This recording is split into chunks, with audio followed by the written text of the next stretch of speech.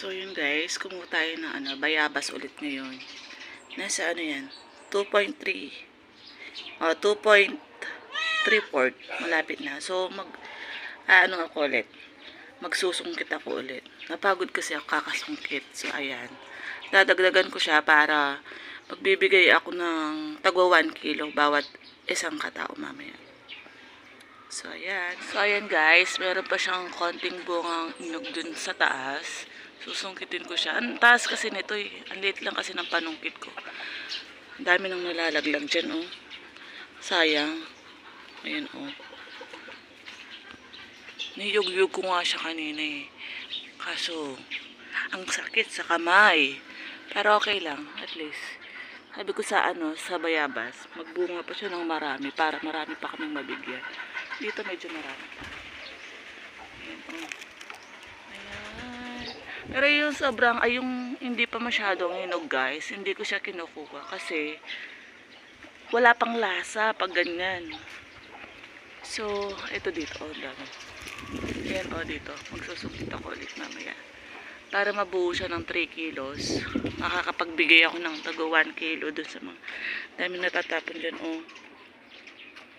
Ang dami. Lala doon, tataas pa naman kasi guys. Hindi ko siya abot. Kaya susungkit ako ulit, wait lang.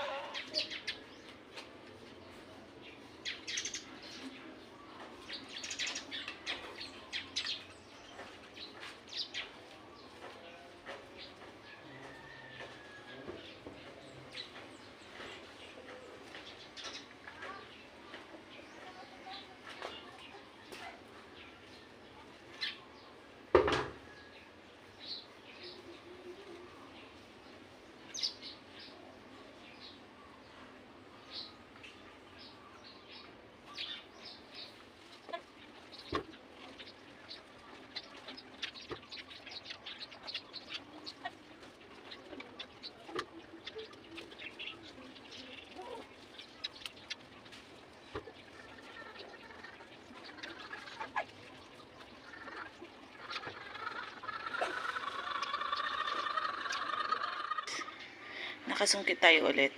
Pandagdag dito sa sa 2.3 na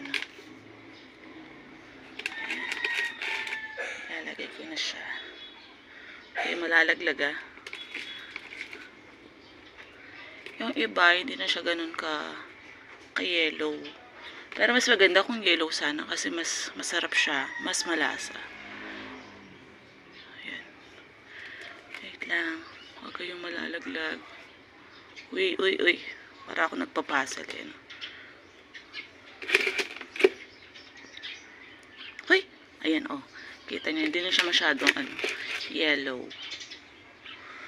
Kasi nga Oops. So, hindi na lang.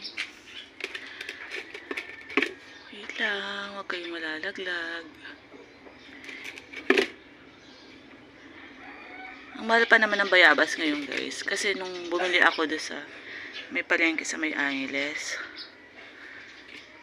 Siya, 160 yung kilo. O baka sabihin nyo, bakit hindi ko na lang ibenta? Ba't pinamimigay ko, diba?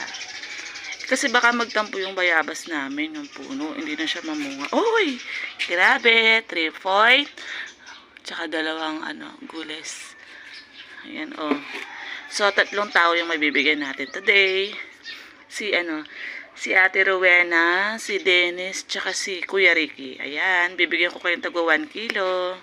Ibabalot ko lang siya guys. Sakto bibili ako ng ulam. Siguro yung kay Ate Rowena tsaka yung kay Kuya Ricky. Iatid ko na lang kasi bibili na naman akong ulam. Ganyan ako magsalita. May kasi ako. May ba tawag doon? Sa Kapampangan kasi laso. Singaw. Oo, Tagalog. Singaw pala. Ayan. Ang sakit ng ko. Batok ko. Okay, bibigay ko na po siya mamaya. Wait lang. Bye. Guys, hatid ko yung bayabas. Dito, kay Dennis. Tao po!